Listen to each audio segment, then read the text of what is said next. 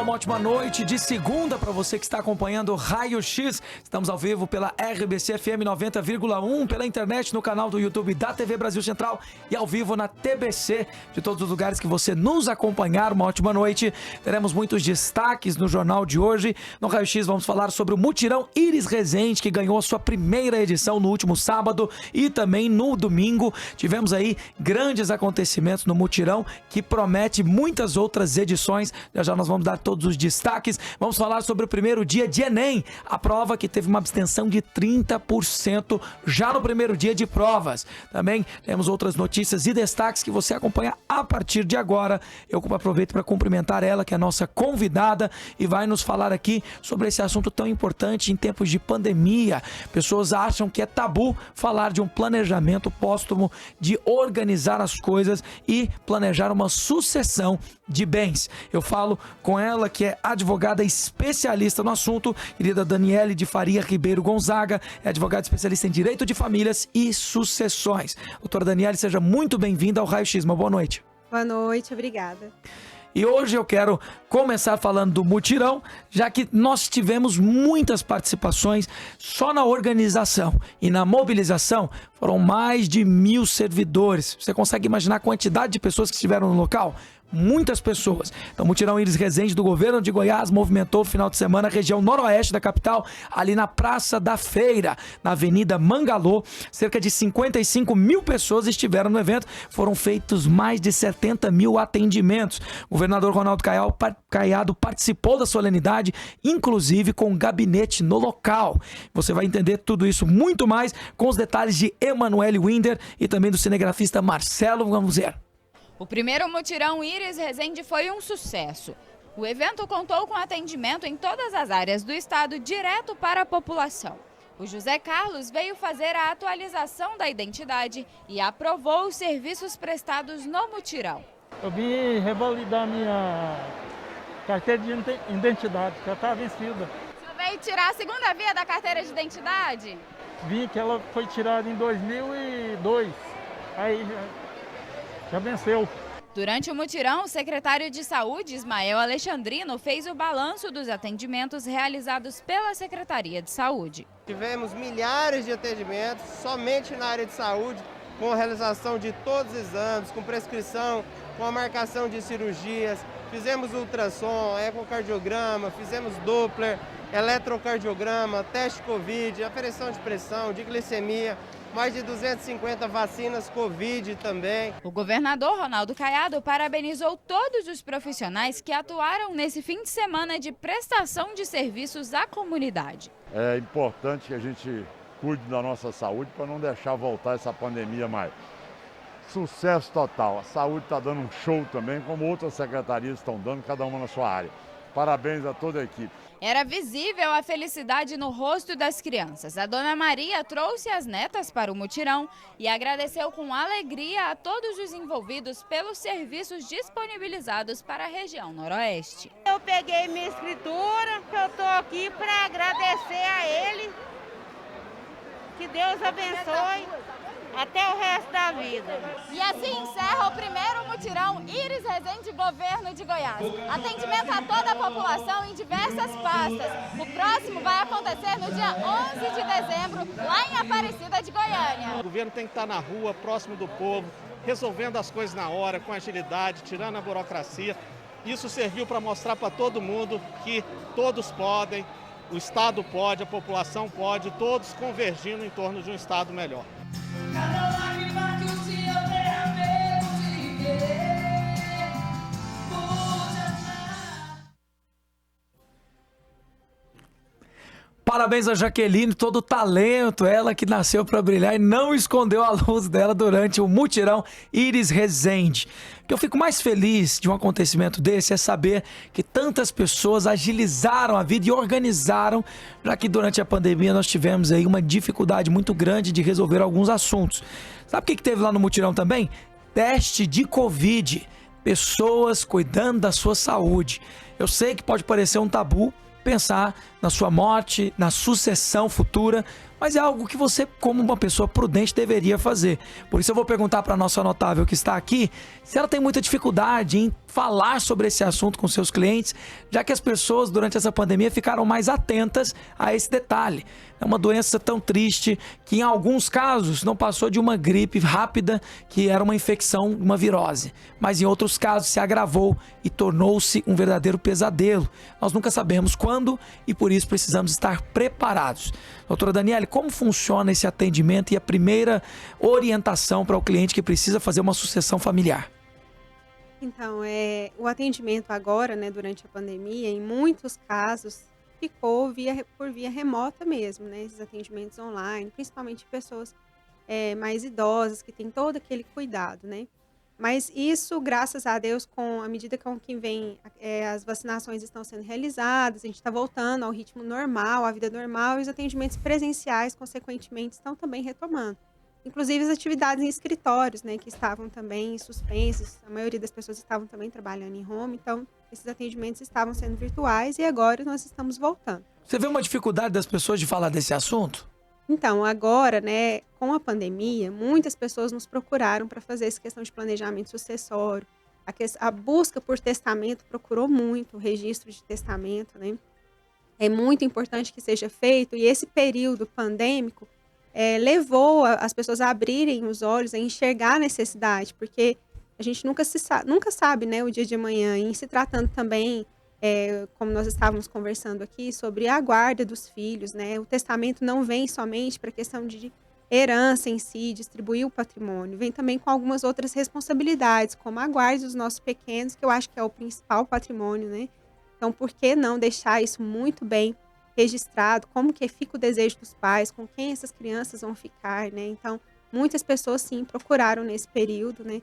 Sem contar as questões dos divórcios que também aconteceram. Então, tá sendo um período ainda, né, muito conturbado, né? Uma realidade nunca vivida por nós antes, nem para o judiciário, né? Eu quero até falar aqui para muitos que nos acompanham no Raio X, que às vezes ficam com esse medo, né? Eu tenho um conhecido que é dono de um seguro de vida. Ele faz a venda dos seguros, né? Sempre citando que a pessoa precisa se preparar para um momento inesperado. E para muitos atendimentos se torna um verdadeiro tabu. A pessoa fala, não, eu não quero falar disso, eu não quero comentar sobre isso. Mas não deixa de ser um gesto de amor, de um pai, de uma mãe, estar preparado para o pior, né? A pergunta que eu faço é a seguinte: quando existem filhos na família, como fica a questão da guarda dos filhos? Existe uma divisão mais propícia? É sempre o pai que fica, quando no caso é a mãe, né, que deixa a família, ou vice-versa, ou existem outras regras acima? Então, muito bem lembrado por você, é um assunto que a gente tem que falar sim, né? A única certeza que nós temos é com relação à morte, então a gente tem que ter essa facilidade de nos organizar com relação a isso, principalmente quando tem dependentes. Quando há o falecimento, obrigatoriamente existe o quê? A necessidade de se abrir um processo de inventário. E o inventário, ele se torna judicial quando tem menor envolvido. Então, cabe ao juiz decidir com quem vai ficar a guarda daquele menor envolvido, né? Então, a primeira coisa que a gente pergunta é, deixou testamento? Então, vai ter uma busca, né, para verificar se aquela pessoa deixou testamento. Se deixou testamento, vai prevalecer a vontade daquela pessoa. Porém, se é o caso, vamos supor, a mãe que faleceu, automaticamente a guarda é de quem? É do pai. O pai que faleceu, automaticamente a guarda é de quem? É da mãe.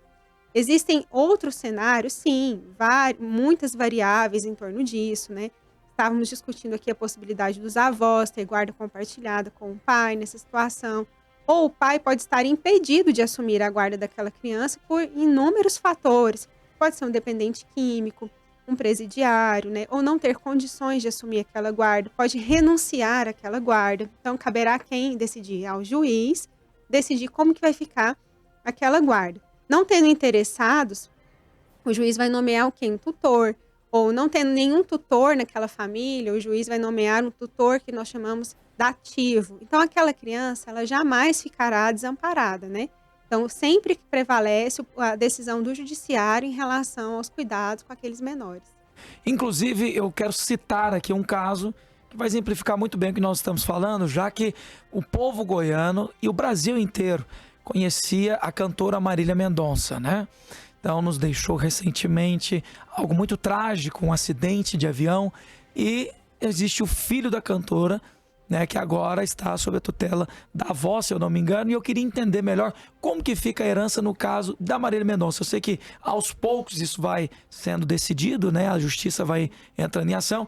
Mas o herdeiro da cantora, né, o pequeno Léo, né, tem 1 ano e 11 meses. Então é uma criança que não tem poder de decisão. É uma criança que nem entende o que aconteceu com a própria mãe, né? Inclusive, numa reportagem recente, a avó disse que o filho ainda não tem ciência que a mãe se foi. Ele apenas sabe que está viajando, né? isso. Eu vi essa Pensa que está reportagem. viajando a trabalho, que é o que ela sempre fazia, né, como cantora. E existe o pai da criança, que também entra nesse cálculo para entender se ele faz parte, se ele assume automaticamente a criança ou não. Quais são as nuances disso, doutora? Então, obviamente eu não tenho acesso, né, a nenhum material jurídico relacionado ao tema, né? O que eu sei é o que todos sabem que está na imprensa, né? O que foi divulgado pela assessoria.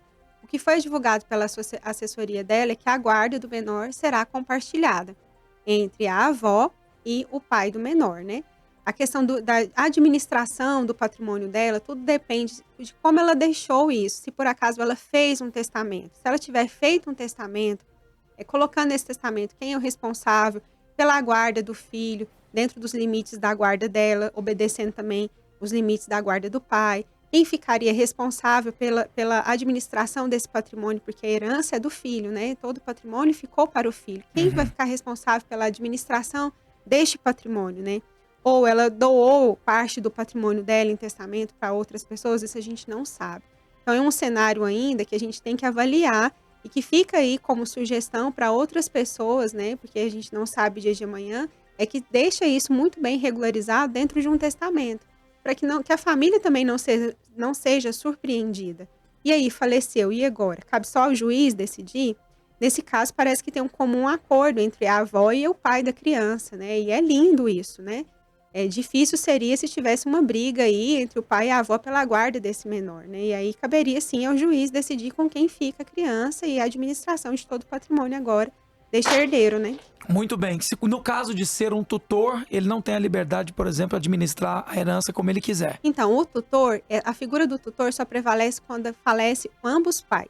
Entendi. Tanto a mãe quanto o pai, aí será nomeado um tutor, ou quando o pai for incapaz de exercer a guarda desse filho, que não é o caso, né? Então, não existe aqui nesse cenário a figura de um tutor, e sim a figura de guarda compartilhada entre a avó e o pai. Inclusive, assim, existe aquele questionamento, até naquele apresentador famoso, Gugu Liberato, né? Que ele não mantinha ali um casamento na lei, né? Ele tinha um convívio que nós chamamos de união estável, mas não é o casamento registrado. E quando é um casamento registrado, fica fácil entender que o cônjuge tem parte, e no caso da Marília Mendonça, se não me engano, é a mesma coisa.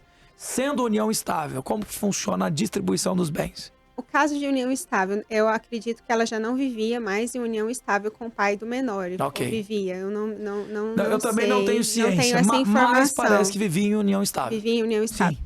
Se for o caso, ele também entra como herdeiro, né? Tanto o pai como o filho entram como herdeiro de toda essa herança dela. E aí essa união estável, se ela não tiver sido registrada, caberá ao juiz decidir, entendeu? Pela união estável. Então, ele vai configurar aquela união estável, vai entender que ele, né, é herdeiro em concorrência com o menor, ambos terão 50%, cada um na sua parte, dentro do patrimônio.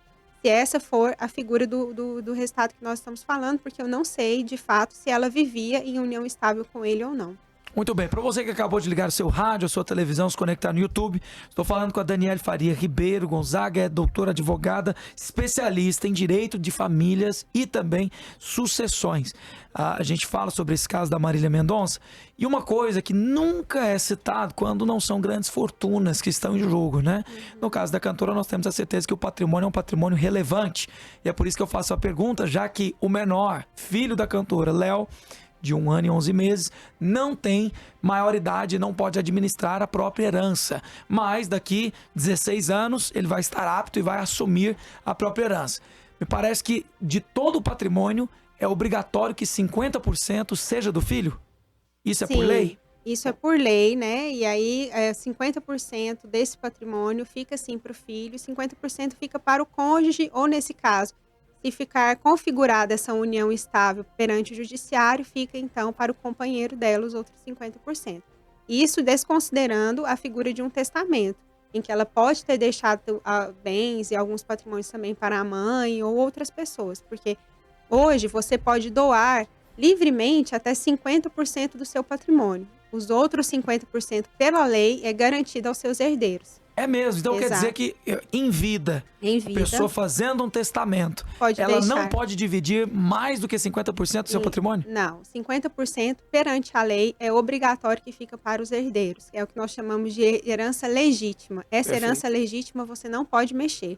Você só pode mexer nos outros 50%. Então, livremente hoje, você vai fazer um testamento, você só pode deixar nomeados ali, livremente, no seu patrimônio, 50%. Os outros são destinados aos seus herdeiros. Perfeito. Doutora Daniela, eu vou citar aqui, não sei se você já teve convívio, ouvinte, telespectador, internauta, com alguém que está vivendo esse processo, né, de divisão de bens, né, quando a pessoa não deixa testamento, mas assim, é um caos para a família, é muito desgastante, porque emocionalmente as pessoas já estão envolvidas, né, com a perda, e aí você coloca irmãos, tios, primos para discutirem a respeito da posse desses bens, a divisão desse patrimônio.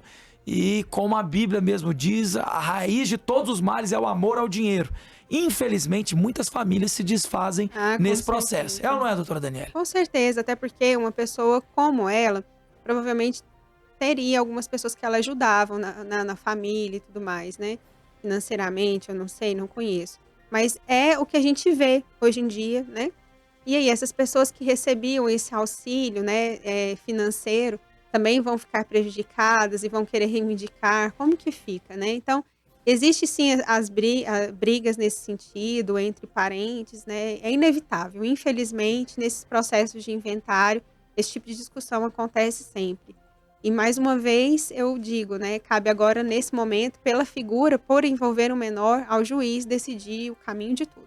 Perfeito. Eu vou colocar alguém aqui na conversa que vai dar esse parecer até psicológico, já que é um momento de muita tensão. E se não tiver alguém para administrar isso, o processo destrói a família e é perigoso até ser muito difícil finalizar, né? Então eu quero convidar aqui a Jaqueline Andrade Amaral. Ela é psicóloga, mestranda em psicologia pelo UFG, participa conosco pelo VMix. Primeiramente, uma boa noite, Jaqueline. Obrigado por participar conosco aqui no Raio X. Eu sei que esse processo ele é difícil e o psicólogo muitas vezes tem que intervir para descobrir se a pessoa que está sendo destinada à tutela da criança, do menor, tem capacidade para assumir essa guarda. Queria que você nos explicasse como que funciona esse processo e como que você entra para poder atuar junto à justiça. Uma boa noite para você, Jaqueline. Olá, obrigada pelo convite. É um assunto, quando se trata de menor, como a doutora estava aí explicando, que é necessária uma equipe multidisciplinar, multiprofissional, para que cuide dos direitos desse menor. O psicólogo entra nas equipes de justiça, existe o psicólogo judiciário, para trabalhar justamente com as questões emocionais ligadas da família. Vocês estão usando um caso público, que é o caso da cantora Marília Mendonça. A gente viu que a gente não teve esse tipo de problema, é o que mostra a mídia, mas caso haja problemas na disputa de guardas, entra sim o psicólogo aí no atendimento da família, às vezes da criança, se for necessário. A gente depende aí de toda essa equipe para fazer as demandas para o psicólogo. Inclusive quero entender, porque em muitos casos o pai deveria assumir, mas o pai não está apto para isso. Como funciona esse atendimento e esse laudo psicológico para que o juiz faça a leitura e tome a decisão? Não é tão simples. Um laudo por si só faz parte de um atendimento psicológico. O laudo faz uma leitura, mas aí a gente tem várias outras leituras que é feito durante os atendimentos psicológicos, não é somente um. Então, a gente vai analisando entre as entrevistas, as sessões, e a avaliação psicológica. O importante é frisar que seja um psicólogo inscrito no Conselho Regional de Psicologia. Nós temos documentos que são favoráveis pelo Conselho Federal, que é o SATEPS. Então, são todos esses cuidados que, ao contratar um psicólogo, a parte deve ter de contratar um psicólogo habilitado para isso. A psicologia jurídica é uma das especialidades, também a avaliação psicológica, cada um tem a sua especificidade dentro de um processo. Perfeito. Eu quero saber também da doutora Daniele aqui, em quais casos a criança ela fica sob a tutela do Estado? O que eu acho que é muito triste, né? Já que eu acho que é a pior opção, porque a criança ela precisa desse afeto. E uma instituição, um orfanato, né, que hoje nós chamamos de abrigo, né? Mudou-se o nome. Esse abrigo não seria o melhor lugar para esse menor. Infelizmente, em muitos casos acontece. Como funciona e quando é que essa atitude extrema tem que ser tomada? Então, funciona da seguinte forma: quando não existe nenhum parente, né, de primeiro grau, né, que seja os avós ou colaterais, nós chamamos os tios, interessados em assumir a guarda, também não existe a figura, porque inicialmente o primeiro responsável é o pai que ficou vivo. Se ambos faleceram, aí vem a figura dos avós ou de tios para assumir a guarda daquela criança. Se não tiverem interessados, se os avós não tiverem condições, os tios também não tiverem condições, ou não existirem a figura destes, o judiciário vai nomear o que nós chamamos hoje de um tutor dativo. Essa pessoa é uma pessoa nomeada pelo Estado, que vive na mesma região, que participa dos mesmos princípios daquela criança, né? Que vai poder cuidar daquela criança e dar toda a atenção para que ela não fique desamparada. Em caso dessa criança atingir a maioridade, não foi adotada, ela permanece como? Então, a partir do momento em que atingiu a maioridade, aí já não tem essa necessidade, né, de atuação do Estado, a não ser que seja uma criança totalmente dependente, incapaz, e aí sim o judiciário pode postergar essa questão relacionada à tutela, né? Mas até então a gente está falando aqui de menores, né, de 18, em que não tem capacidade ainda para poder tomar conta da sua vida e assumir seus atos civis, né? Deixa eu perguntar para a Jaqueline, como psicóloga, já que no Brasil não é uma tradição filhos saírem de casa com 18 anos, né? Geralmente no Brasil nós vemos aí casamentos acontecendo a partir dos 20 anos. Para essa criança não tem nenhum parente que possa assumir a sua tutela, ou tem, mas são parentes que não fazem ali muito jus, né? Tios, tias, cresce um pouco jogado. Essa criança, ela não vai ter sequela se ela sair para poder governar a própria vida com 18 anos? É tão individual, porque ter a tutela ou não é isso que vai definir. O que vai definir é como é feita essa tutela. Então, como a advogada falando, se é definida uma tutela, uma guarda, né, com esses termos que ela está colocando, o que vai definir são os vínculos feitos e a forma que essa educação tem sido continuada para esse jovem adulto que está indo levar a sua vida. A gente sabe que 18 anos é nosso código, mas é uma idade muito, muito jovem para assumir várias atribuições. Então, o que mais conta não é o nome, mas sim a qualidade do cuidado que essa receber para assumir aí as responsabilidades da vida adulta. Perfeito. Deixa eu chamar então uma matéria rapidamente aqui para nós continuarmos dando informações. Eu ainda não quero dispensar nossas entrevistadas, já que existem aqui muitas dúvidas que são importantes de serem esclarecidas. Então deixa eu falar de uma coisa de responsabilidade, acho que é uma das primeiras, inclusive, da vida das pessoas que vão assumindo o próprio controle, né? Assumindo aí as responsabilidades do futuro, que é a prova do Enem, onde as pessoas vão cursar um curso superior, né, numa instituição de ensino superior, e só ontem nós tivemos 30% dos alunos que não compareceram na prova.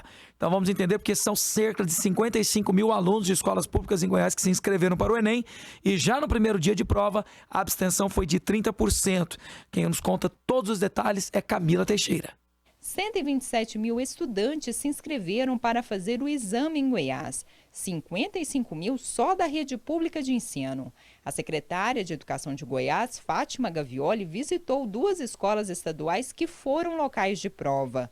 Entre os alunos da rede estadual, a abstenção ficou em cerca de 30%, um número comemorado pela secretária. A Secretaria de Estado da Educação analisa como positivo o resultado de aproximadamente 70% dos estudantes da rede pública, da rede privada e também os trainee que vieram fazer a prova do Enem com a finalidade de conhecer e tornar isso um hábito a partir de agora até que ele ingresse na universidade. Para nós é um momento de alegria e, sem dúvida, foi um ato de sucesso. Segundo Fátima Gavioli, 2 escolas no interior tiveram problemas com queda de energia, mas isso não afetou a aplicação das provas. Tivemos queda de energia em Valparaíso e Porangatu, isso foi socorrido a tempo, não interferiu no andamento da prova. Em Goiânia e Anápolis, quase 2.000 estudantes tiveram a chance de fazer o Enem no formato digital. O Ministério da Educação pretende que pelo menos 30% das provas do exame no ano que vem sejam feitas em computadores. É uma garantia, por exemplo, até relacionada a essa questão da economicidade e também da preservação, né? Vocês imaginam quanto que nós não vamos ter que poupar de papéis quando essa prova puder ser digital presencial. A secretária também avaliou o tema da redação do Enem 2021. É um tema social que traz aí a proposta inclusiva, né, de acessibilidade aos direitos. E a gente fala tanto, às vezes, do primeiro emprego, falamos tanto de trazer de volta para a escola, mas eu achei importante eles poderem refletir agora sobre documentos básicos que tornam a pessoa cidadã. Então eu avalio como positivo o tema da redação. Parabéns a toda a movimentação do Enem. Realmente essa é uma reflexão a respeito de tudo que nós temos feito, né? Se tornar online, cada vez mais nós podemos incrementar aí a prova, quem sabe facilitar para pessoas que têm tanta dificuldade no acesso para realizarem essa prova. 30% é um grande número. Nós sabemos que muitas pessoas ficam incapacitadas, impossibilitadas, mas é uma prova de extrema importância. Então, ficamos aqui aguardando para saber se na semana que vem nós teremos mais ou menos, né? Geralmente quem faz a primeira fase retorna para fazer a segundo dia de prova. Vamos entender como o Enem vai caminhar. Deixa eu dar uma informação importante aqui, porque o governador Ronaldo Caiado, na próxima terça, ou seja, amanhã, ele vai estar lá em Águas Lindas de Goiás a partir de 9 da manhã, onde acontece a entrega de 2.000 unidades do cartão Programa Mães de Goiás. Então, um total de 8.552 a serem distribuídos nos municípios nos próximos dias, e o benefício está concedendo um crédito mensal de R$ 250 para mulheres com filhos de até 6 anos de idade que estejam em situação de vulnerabilidade social. É uma ajuda crucial para a alimentação dessas crianças, inclusive, e na solenidade, o governador destina 3.112 Chromebooks a estudantes da 3ª série do ensino médio que estão matriculados no município de Águas Lindas de Goiás. Então, o evento segue, a agenda do governador continua na rodada de reuniões no sudoeste goiano, 2 da tarde encontro na Prefeitura Municipal de Pires do Rio com a prefeita Cida Tomazini, às 4 da tarde em Ipameri, onde vai se reunir com o prefeito Jânio Pacheco na sede da Prefeitura de Ipameri. Essa é a agenda do dia de amanhã e nós seguimos acompanhando todos os acontecimentos do governo de Goiás também. Eu volto a conversar com as nossas convidadas. Elas disseram há pouco sobre essa dificuldade de decidir a tutela das crianças. Entramos no mérito do patrimônio e eu faço a pergunta de ouro agora, que é: qual a melhor modalidade para se fazer uma sucessão? Então, nos dias de hoje, todo mundo está dizendo a palavra holding familiar.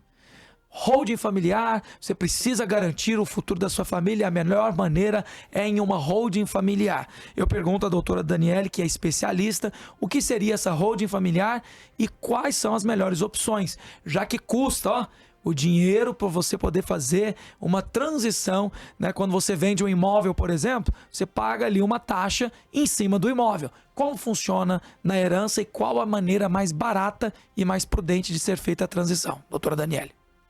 Então, você tocou num ponto que realmente é a busca do momento, né, nas pessoas, principalmente relacionadas agora nesse momento pandêmico, em que está buscando fazer o quê? O que nós chamamos de planejamento sucessório. É o planejamento da sua sucessão, né? Então, Então, é importante que as pessoas vão se preparando para fazer esse planejamento, porque após a morte, a cobrança de impostos que incidem em cima dos inventários é gigantesca. E a maioria das pessoas não tem condições de pagar para poder fazer a transferência daquele patrimônio. Então, fica aqueles filhos com aquele patrimônio gigantesco na mão, sem ter condições de pagar os impostos para fazer ali a divisão, para poder fazer a partilha. Então, os pais, né, que já estão aí, os donos desses patrimônios, que pensando ali naquele futuro, no pós-morte, o que eles fazem? Existe um termo errado, que é antecipar a herança. Na verdade, não está antecipando a herança, porque a herança é só após a morte. Está fazendo o quê? O planejamento da sua sucessão, né? E Até porque antecipar a herança, eu posso ganhar algo novo até a morte e isso se torna herança também. Exatamente. E a herança você só tem o quê? Após o seu falecimento. O que você pode fazer antes disso é o seu planejamento sucessório, é organizar a sua sucessão, é fazer doações para quem você tem interesse em doar, dentro daqueles limites que eu esclareci há pouco, de 50% do patrimônio. Ou você pode também fazer essas chamadas holding familiares, mas essas holdings, elas são indicadas para empresários, para aquelas pessoas que têm empresas e querem fazer aquela transmissão daqueles direitos empresariais e tudo mais. Então, ela é mais indicada para as pessoas que estão lidando ali com um mundo mais corporativo, porque entende pessoa a jurídica. continuação, né? A empresa vai continuar funcionando. Exato. Então, dentro desse planejamento sucessório, existem vários cenários hoje que a gente pode estar fazendo. Para quê? Para evitar esse tipo de problemas, principalmente com os impostos. Então, fazendo o quê? Um bom planejamento, você vai antecipando algumas doações, já vai administrando ali a venda de alguns patrimônios para gerar um lucro, para já deixar uma reserva, para depois do falecimento conseguir fazer aquela divisão sem precisar fazer a venda de um patrimônio. Porque vender um patrimônio que ainda está totalmente irregularizado, pendente de inventário, é a coisa mais difícil do mundo hoje, né? Muitas pessoas evitam até de comprar. Falar, não, aquela casa ali está à venda, mas ainda tem um processo de inventário correndo, até que regulariza, demora anos, aí perde venda.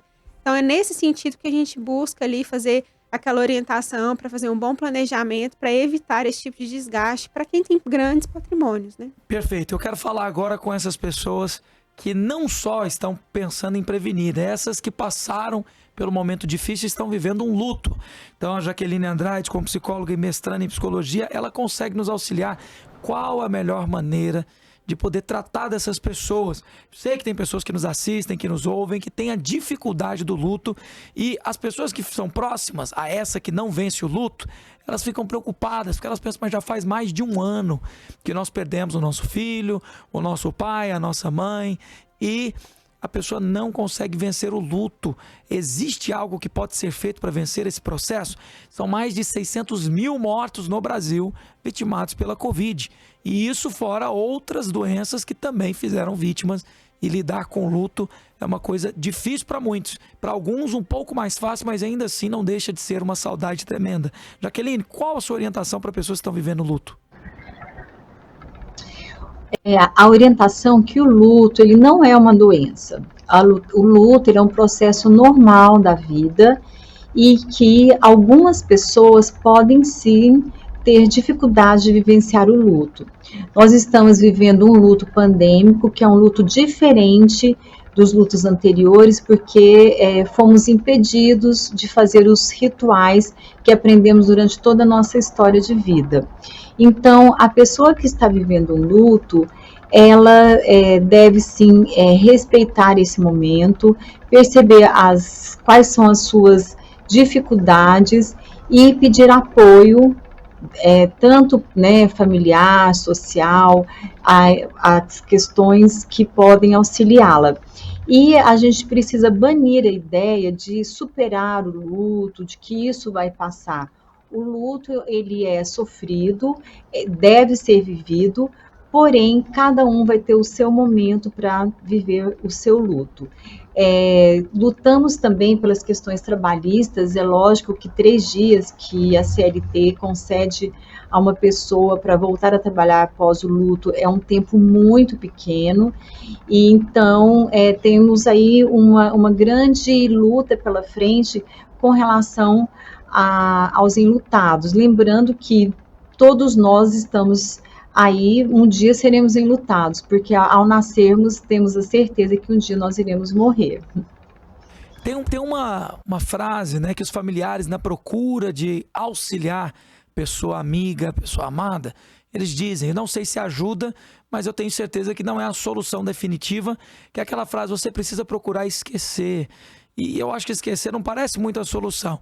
E aí eu te pergunto, qual a melhor maneira de um familiar apoiar essa pessoa e quando é que se torna preocupante o tempo de luto? Porque, veja bem, tem mães e pais que perdem filhos, que é uma coisa realmente muito dolorosa, até para quem não conhece, é sofrível com muita certeza. Só que o luto do filho, muitas vezes, impede a pessoa de continuar a própria vida e, no caso, em alguns momentos, se torna longo demais, coisa de 3, 4, 5 anos. Quando é que se torna preocupante, que merece uma atenção especial? Quando, é claro, as pessoas que amam essa e querem que ela continue a vida, apesar da tragédia e da triste notícia e acontecimento, como é que pode ser feito por familiares? Você tocou num assunto muito importante. O primeiro é, luto não tem tempo, né? O luto ele é individual, não existe um prazo para um luto.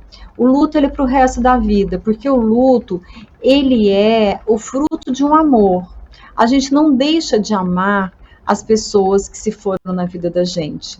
Então, se eu disser que em X tempo eu não me lembro mais daquela pessoa que foi o amor daquela pessoa, eu estaria sendo incoerente.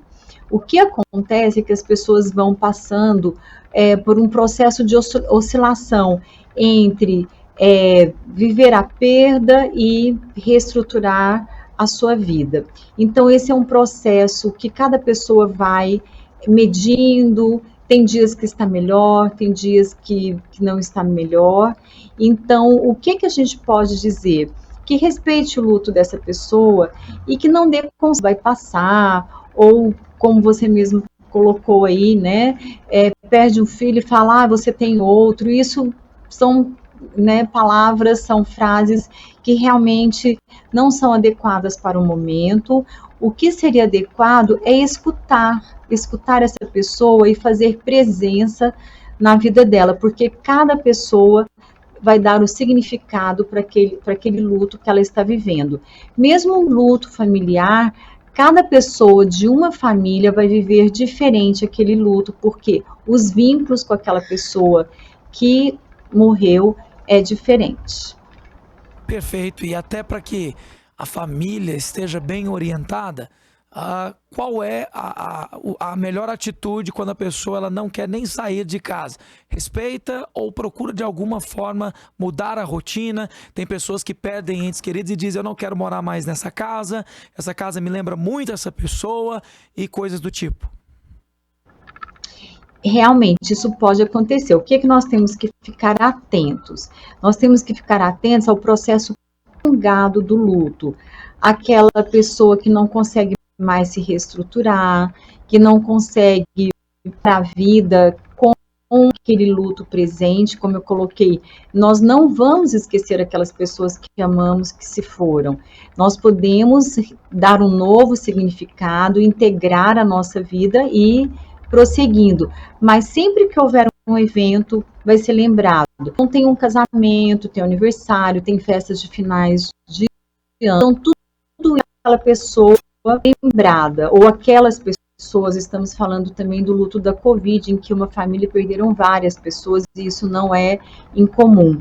E o que a gente orienta é que respeite aquela pessoa, não dê conselhos, escute, pergunte o que eu posso fazer para te auxiliar nesse momento, e respeitando aquele processo. Se for um processo em que já esteja assim, muito prolongado, a pessoa já está há muito tempo sem conseguir trabalhar, não dorme, não se alimenta, orientar por ajuda profissional. Então, nós temos, né, no Brasil, um grupo de psicólogos especialistas na área. Aqui em Goiânia, eu coordenei o processo SOS Emocional Goiânia, desde o início da pandemia até julho do ano passado, e a partir de maio nós entramos no projeto nacional que chama Cuidado ao Luto pela Covid, para estar auxiliando essas pessoas a lidar com esse luto e encaminhando para profissionais habilitados de uma equipe multi. Quando a gente fala de luto, nós estamos falando de toda uma vida que a gente pode ter aí que se adaptar espiritualmente, podemos precisar de psiquiatra, podemos precisar de ajuda familiar, podemos precisar da ajuda de vizinhos. Então, toda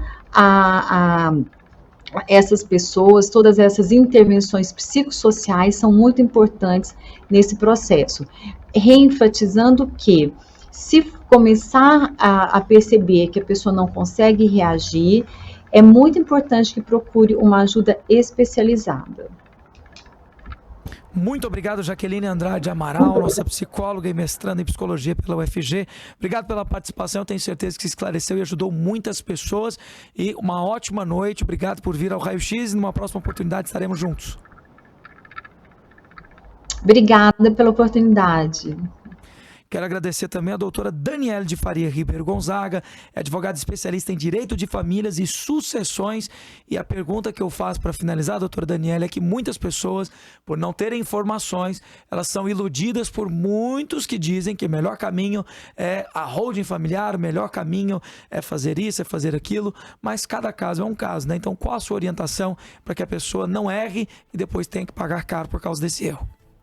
Eu aproveito a oportunidade para agradecer, né, o espaço, e eu oriento essas pessoas a que procurem um especialista para que possa te ajudar a fim de evitar maiores prejuízos com relação ao seu planejamento sucessório. Tudo precisa ser bem estudado, né? A gente não pode ir para alguns caminhos do modismo, porque isso, às vezes, pode ser que fique pior, né? Às vezes, ao invés de você ter uma economia financeira aí, você acaba tendo um prejuízo ainda maior. Então, procure um especialista, né, nessa área para que possa fazer tudo certinho, dentro dos limites legais e sem prejuízos. Com muita certeza. Obrigado pelo brilhantismo e a participação da doutora Daniele. Tem algum Instagram que o nosso telespectador, ouvinte, internauta possa te encontrar? Tem sim, o meu Instagram é o @DanieleFRG. Com muita certeza. Obrigado pela participação. Obrigada a vocês. Uma alegria tê-la aqui. Eu chamo agora, então, sobre os estudantes. É uma matéria falando aí da opinião deles sobre o conteúdo da prova. Então, eles querem julgar-se pela facilidade, pela dificuldade, mas se surpreenderam com o tema da redação. Esse tema que trouxe aí a invisibilidade e registro civil. Inclusive no mutirão Iris Rezende do último sábado e domingo, nós tivemos muitas pessoas regularizando sua própria situação, trazendo aí dignidade com o mínimo de registro, um RG, CPF, uma carteira, né? E as pessoas, inclusive, no Enem tiveram que escrever um tema na redação sobre isso. Quem conta pra gente é Alano Mota na cinegrafia e Camila Teixeira na reportagem.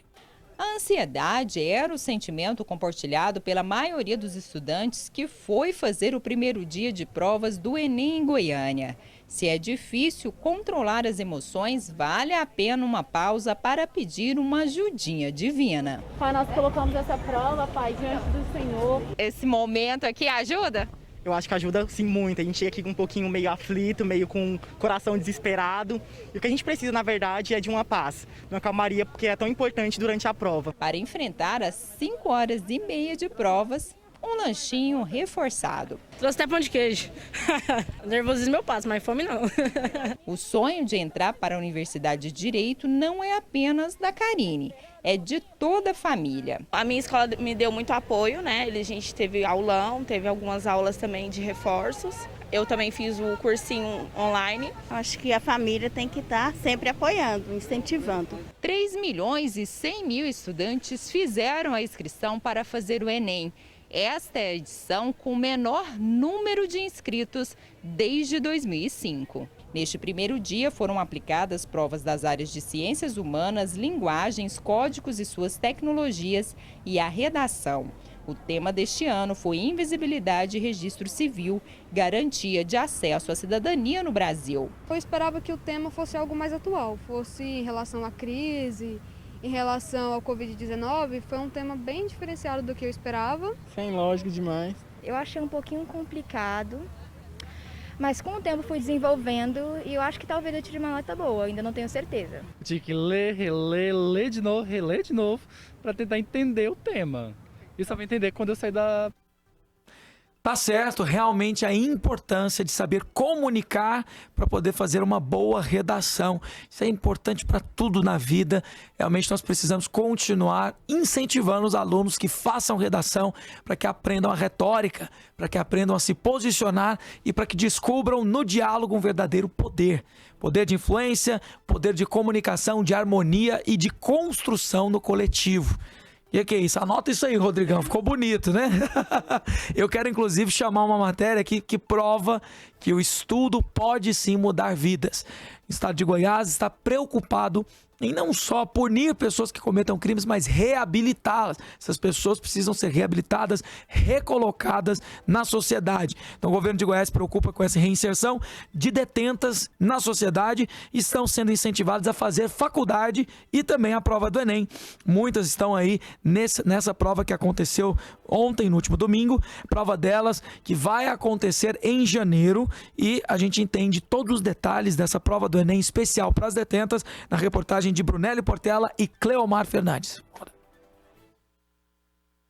O sistema carcerário em Goiás busca a recuperação dos detentos e o trabalho começa com a educação. Só neste ano, mais de 600 detentos das unidades prisionais se inscreveram no Enem, como é o caso desta detenta, que vai fazer a prova pela primeira vez e acredita que com esta oportunidade ela pode retornar ao convívio com a sociedade mais rápido e de forma mais digna. Eu vou cursar tecnólogo, né, em empreendedorismo, e em relação ao meu sonho é poder me ressocializar novamente à sociedade, recomeçar, estudar, trabalhar, sair de cabeça erguida. Para muitos, resolver cálculos pode parecer um pouco complicado, mas para esta detenta não. Ela prestou o Enem no início deste ano e ingressou no curso de matemática. Hoje em dia eu vejo como já uma transformação de vida, porque era um sonho que estava meio que adormecido, mas que por ele hoje poder se tornar real na minha vida, houve uma transformação, além em mim, na minha família e o meu modo de ver a vida. A educação é o principal caminho para o combate à violência.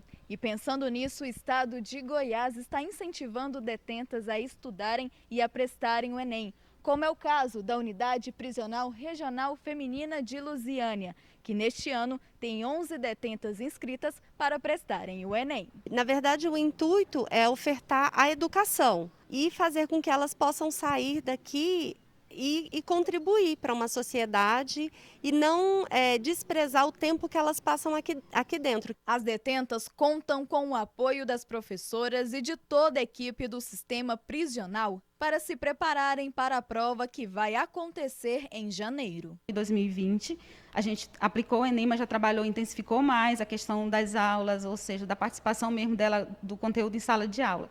E aí, das 12 que fizeram, 7 conseguiram tirar nota acima de 500. O Enem PPL tem o mesmo nível de dificuldade do Enem regular, porém, a aplicação das provas ocorre em datas diferentes e dentro das unidades prisionais e socioeducativas. Nesta edição, o Exame Nacional vai avaliar presos de 39 unidades prisionais do estado. Meu maior sonho é sair daqui e receber meu diploma e poder trabalhar com isso hoje em dia, que é o que me faz assim querer cada vez mais ir para frente, trabalhar e voltar à sociedade novamente. Tá aí, parabéns pela iniciativa, muito feliz de ver detentas tendo essa oportunidade.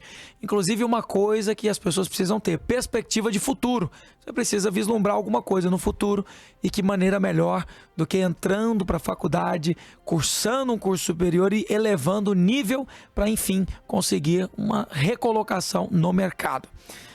Nós entendemos também, inclusive, que por mais que a prova seja aplicada em outra data, É a mesma dificuldade, você acabou de ver aí no VT.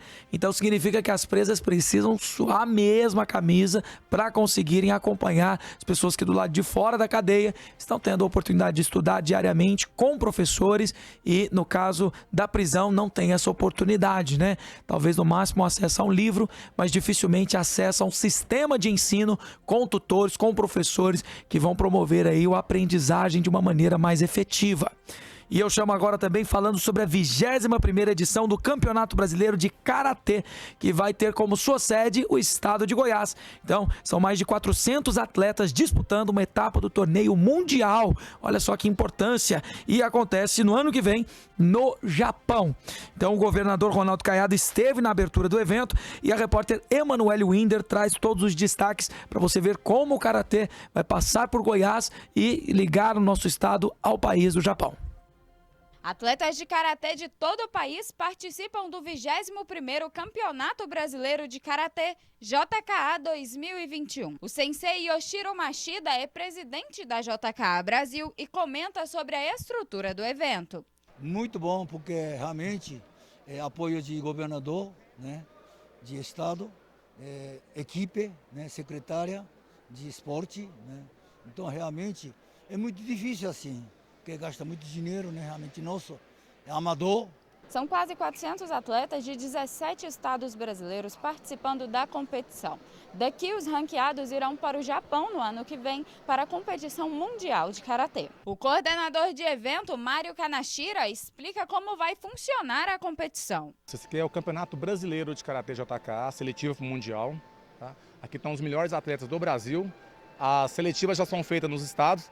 E agora se encontram os melhores atletas de cada estado. O atleta Rondon pratica karatê desde os 5 anos. Já foi 4 vezes campeão brasileiro, tricampeão sul-americano e participou do Campeonato Mundial de Karatê por 2 vezes. Este ano ele se prepara para mais uma vez representar o estado de Goiás no Campeonato Mundial. A intenção é sempre ganhar, né? E se Deus quiser, com a vitória aqui hoje, a gente consegue a classificação para o Mundial no ano que vem. O secretário de Esportes de Goiás, Anderson de Paula, comenta o apoio que os atletas goianos recebem. Estamos na época agora de fazermos as questões sanitárias, acompanhar os procedimentos, mas ao mesmo tempo trazendo o esporte para o estado de Goiás. E aqui é mais uma demonstração no ginásio Rio Vermelho dessa competição.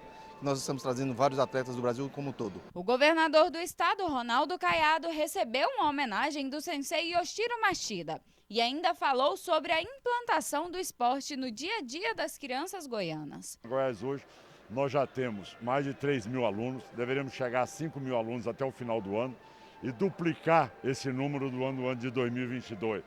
Isso, gente, é dar a essas crianças, jovens e adolescentes, uma nova perspectiva, juntando ali e interagindo cada vez mais, educação com o esporte. Karatê é cultura! Parabéns, governador Ronaldo Caiado, a todos os envolvidos. Eu quero ir lá para pelo menos presenciar uma parte. Eu acho tão engraçado porque a internet popularizou algumas culturas que não são brasileiras, mas que ganham força aqui no nosso país. Quer saber de uma que está crescendo, que vem também do Japão? O sumô. Existem muitos atletas brasileiros que estão se envolvendo com a modalidade do sumô, que é muito interessante, é muito peculiar e própria do Japão.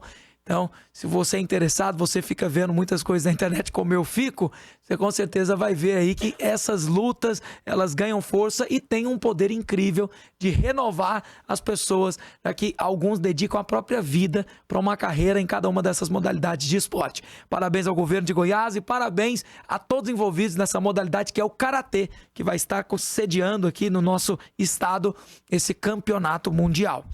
Goiânia está procurando pela 3ª dose, nós estamos sabendo aí, entre os mais jovens ainda é pequena essa procura, mas para receber esse reforço você precisa obedecer a um prazo de 5 meses após a aplicação da 2ª dose.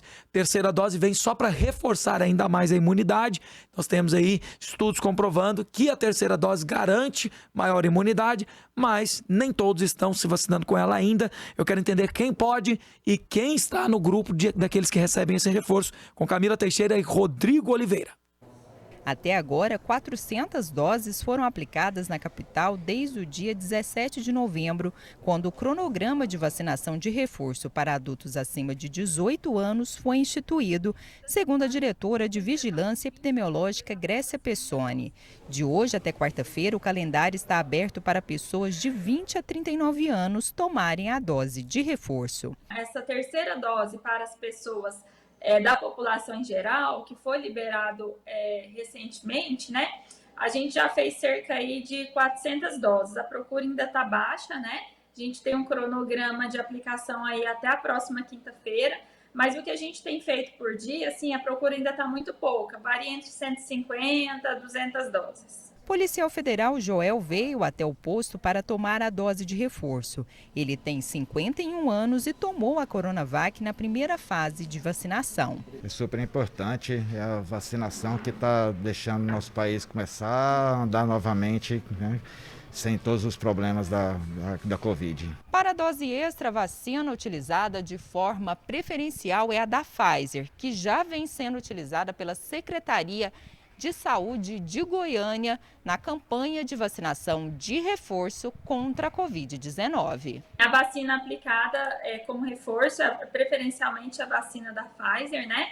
E na falta dela pode ser aplicada a vacina da AstraZeneca, mas preferencialmente é da Pfizer. E é a vacina que nós estamos aplicando aí desde o início. A dose de reforço contra a Covid-19 está sendo aplicada em 61 salas de vacina e na opção drive-thru no shopping Passeio das Águas. O Moacil compareceu ao centro de vacinação no Pedro Ludovico e saiu de lá com o reforço da vacina. É muito importante, né? Porque a gente não tem garantia nenhuma. A vacina é o único remédio que tem, né?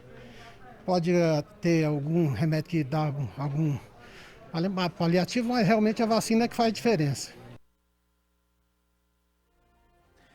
Todos aí pela saúde, com certeza a vacina da terceira dose vai garantir ainda mais segurança. Deu para perceber que nitidamente a curva de casos e óbitos, ela decresceu com o aumento e o avanço da vacinação.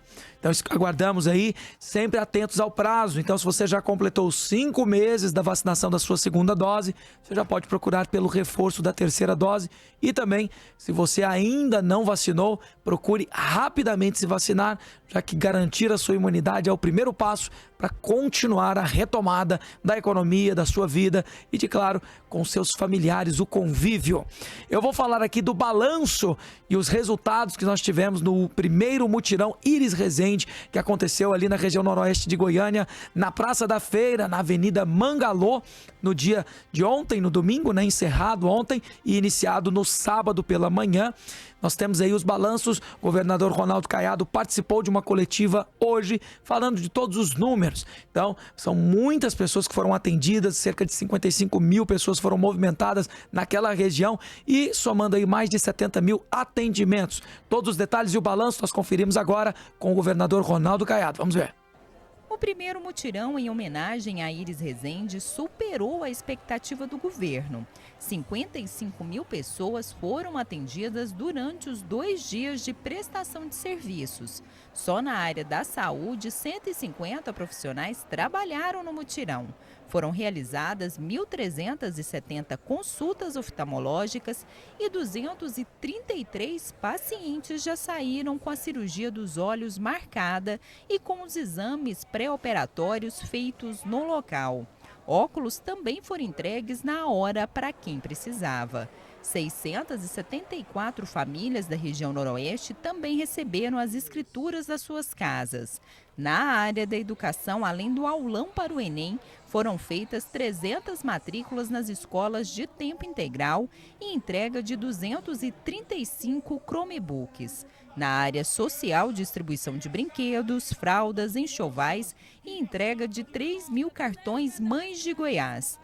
O balanço foi feito pelo governador Ronaldo Caiado, que afirmou ter ficado surpreendido com o número de pessoas em busca do documento de identidade. Algumas ali apenas com uma certidão de nascimento e nada mais.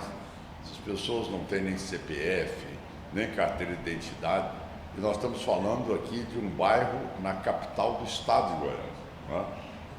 Foram mais de 290 carteiras que foram entregues imediatamente às pessoas, e o fluxo foi tão grande que nós autorizamos que durante toda essa semana, lá na Avenida Mangalô, a Secretaria de Segurança Pública vai continuar atendendo as pessoas ali da região, para ver se nós solucionamos definitivamente a condição da pessoa portar a sua identidade.